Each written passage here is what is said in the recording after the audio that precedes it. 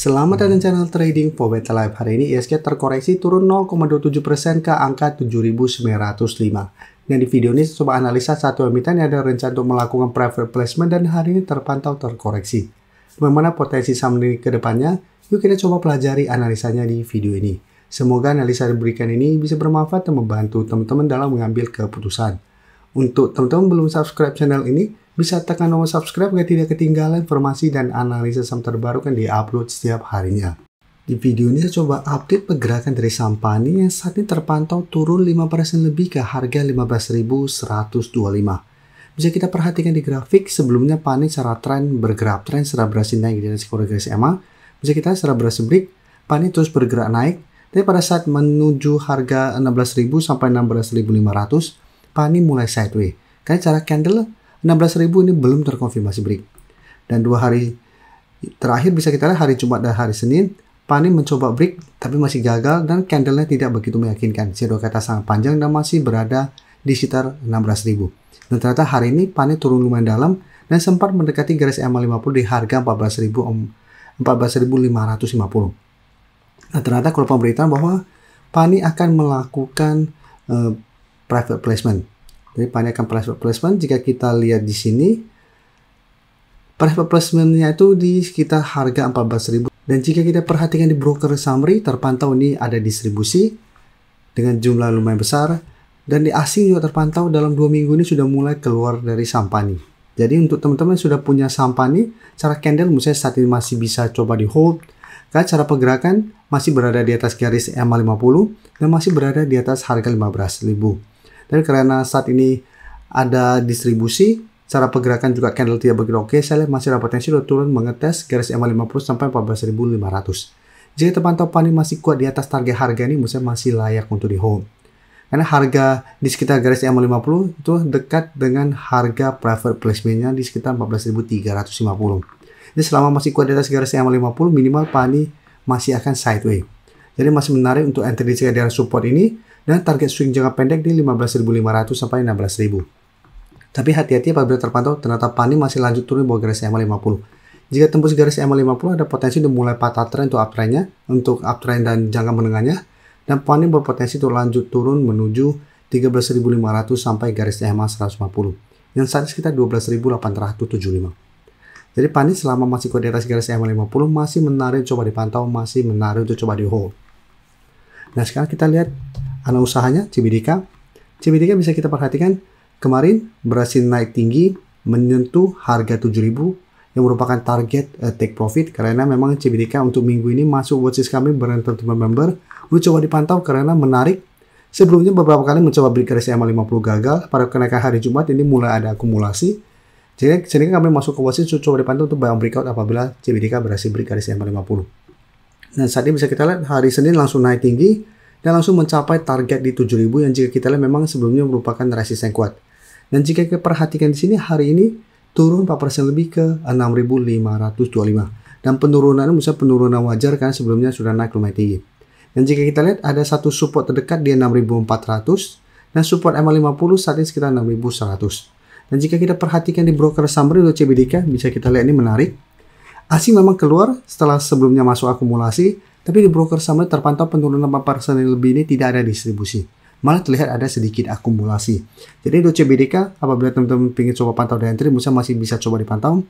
Bisa coba tunggu di sekitar 6.400. Jika terpantau CBDK masih kuat di atas 6.400, masih menarik untuk coba entry di sekitar harga ini.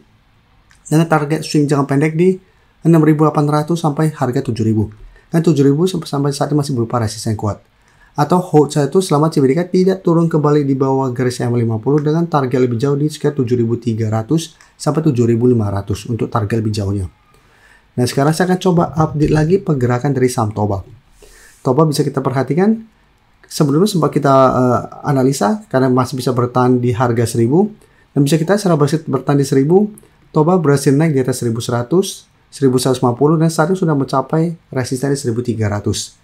Kenaikan hari ini lumayan tinggi, 17% lebih. Sempat bisa kita lihat hari ini menyentuh sekitar 1.400. Jadi cara pergerakan ini masih bergerak tren. Dan jika kita perhatikan TOBA untuk kenaikan tinggi hari ini, asing hari ini masuk dengan jumlah yang sangat besar. Ini menarik, akumulasi sangat tinggi. Di broker sama juga terpantau nih ada akumulasi besar.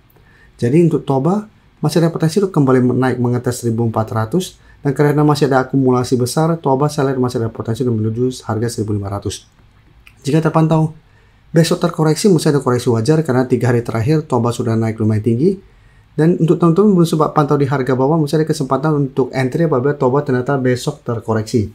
Karena saat ini memang 1300 secara candle ini belum terkonfirmasi break. Dan jika terpantau gagal naik di atas 1300 mulai melemah, menurut saya kesempatan untuk coba tunggu di sekitar 1200 sampai sekitar 1230 untuk entry di sekitar target harga ini.